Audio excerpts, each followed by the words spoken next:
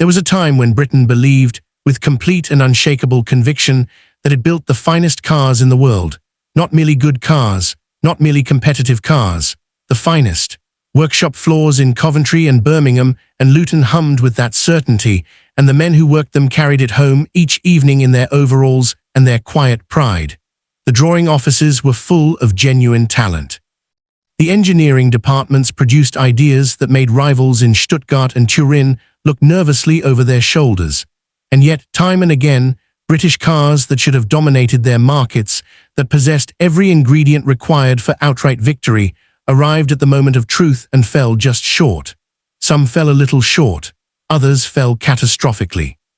Today on Britain Rewind, we are counting down 10 British cars that should have beaten their foreign rivals, machines that had the talent, the timing, and the ambition, but could not quite close the gap when it mattered most. Stay with us, because number 1 is the most painful story of them all. Number 10, Sunbeam Lotus. When Talbot brought the Sunbeam Lotus to market in 1979, the ingredients looked genuinely formidable on paper.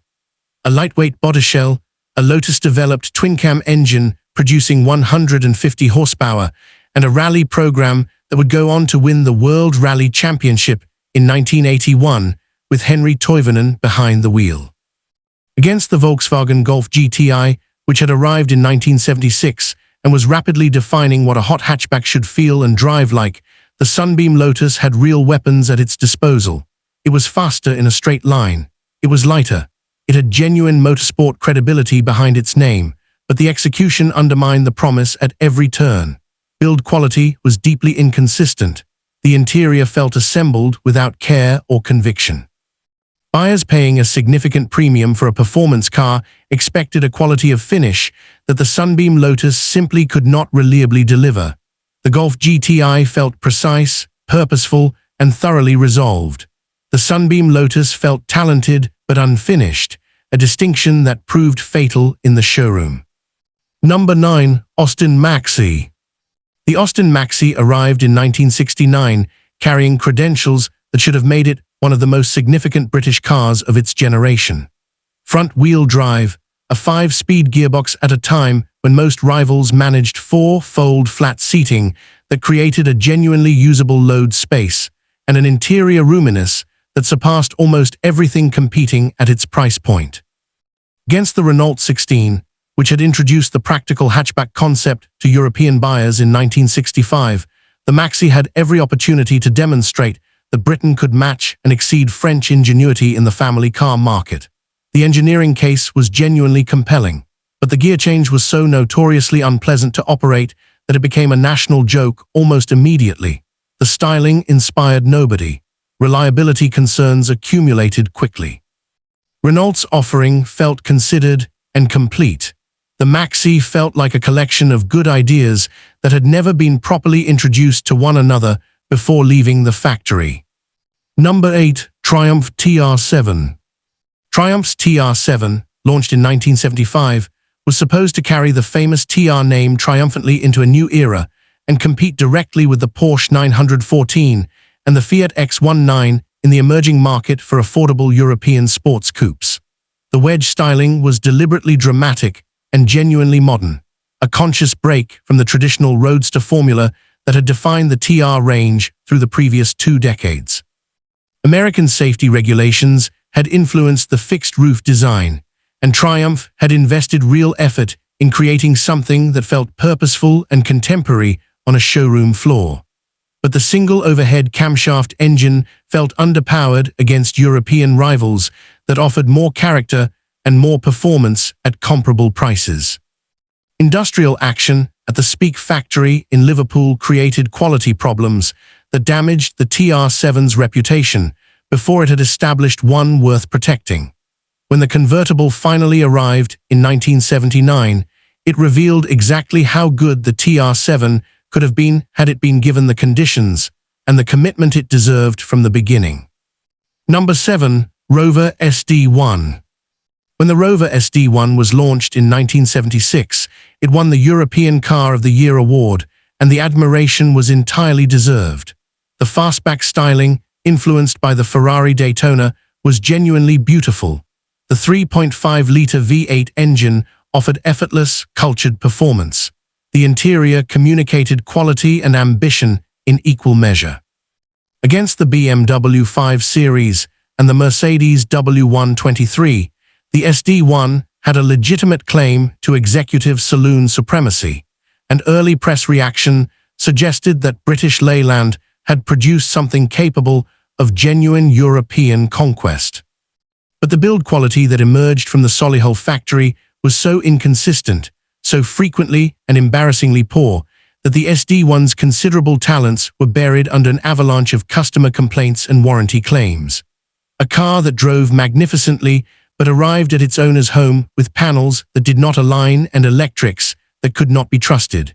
BMW asked for nothing more generous than that. Number 6. Jensen Interceptor.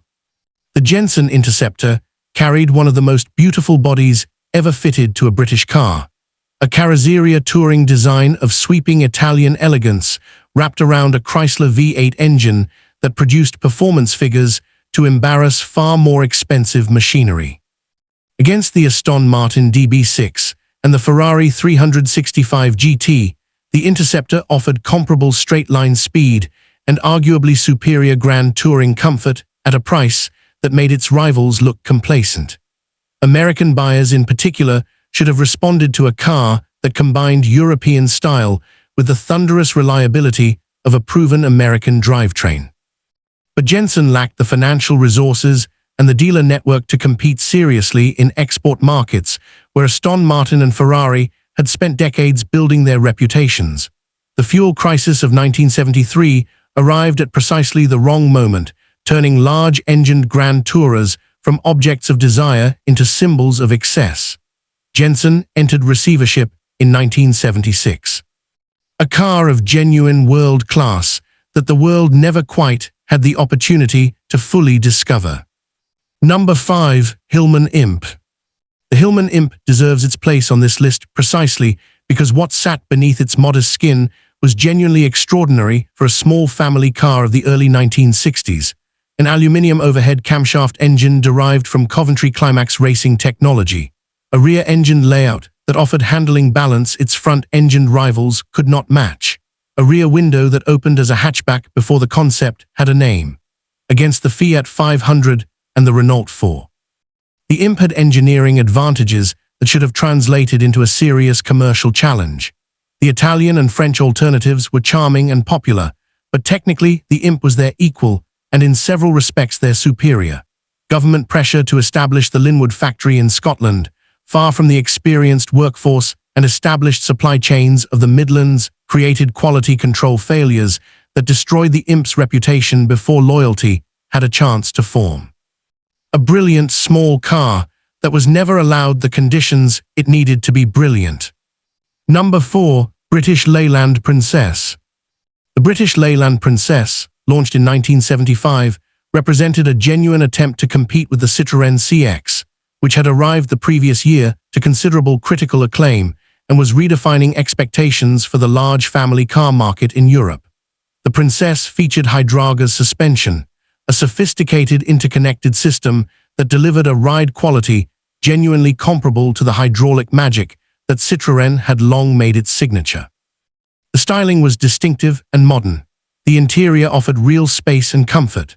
On the motorways of France and Germany, a properly sorted Princess could hold its own against the best that Europe offered in its class, but the build quality emerging from Longbridge was ruinously inconsistent, and the Princess carried the weight of British Leyland's industrial difficulties on bodywork that rusted with demoralizing speed.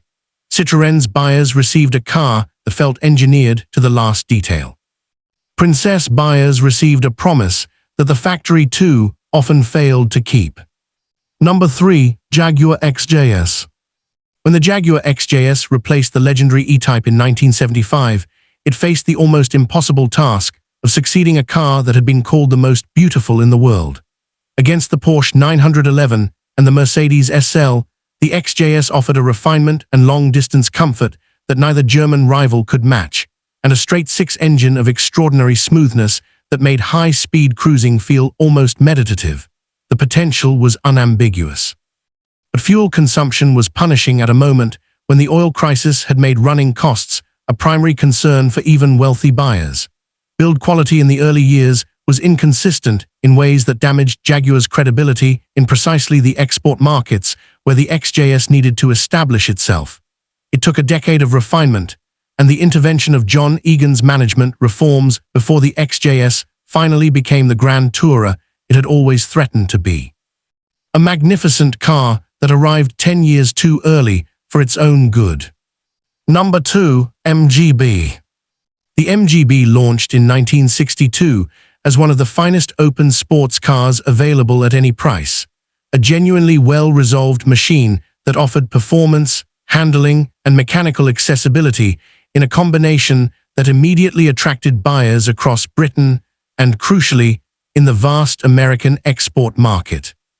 Against the Fiat 124 Spider and the Alfa Romeo Spider, the MGB held every advantage in its early years: a proven drivetrain, a network of dealers, and a reputation built on genuine driving pleasure.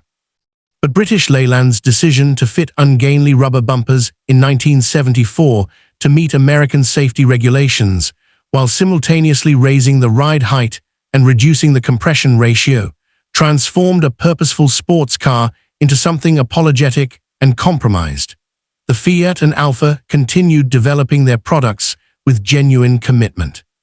The MGB was left to decline slowly until production ended in 1980. A car that had once led its class, finishing its life as a reluctant passenger in someone else's race. Number 1, the Rover P6 3005. At the summit of this list sits a car that came closer than almost any other British machine to genuine European supremacy, and whose failure to achieve it tells the most honest and painful story about British automotive ambition of the entire post-war era. The Rover P6, in its 3500 form with the aluminium V8 engine, was by any objective measurement one of the finest executive saloons on earth when it reached the peak of its development in the early 1970s. Its ride was exceptional. Its engine was cultured and effortlessly fast. Its safety engineering was genuinely advanced. Against the BMW 2500 and the Mercedes 280, cars that were at that precise moment beginning to define European premium motoring for a generation, the P6 3500 was not merely competitive. It was in several important respects superior. But British Leyland could not give it the investment, the development, and the marketing commitment that BMW and Mercedes were directing at their rivals with disciplined and focused determination. While Rover stood still, Munich and Stuttgart moved forward. The gap that opened between them across the 1970s was not a gap of talent or engineering vision. It was a gap of resource, resolve, and institutional will. Britain had built a car good enough to win. It simply could not find the conditions to let it. Taken together, these 10 cars reveal something both admirable and deeply sorrowful about British automotive ambition across its most consequential decades. The talent was never in question. The engineering imagination, the styling instinct, the capacity to produce something genuinely world-class on a fraction of the budget available to European and American rivals, all of this was present and demonstrable.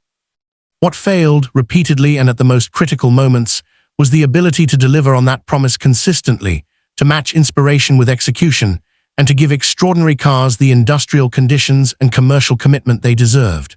Thank you for traveling through these might-have-beens with us here on Britain Rewind.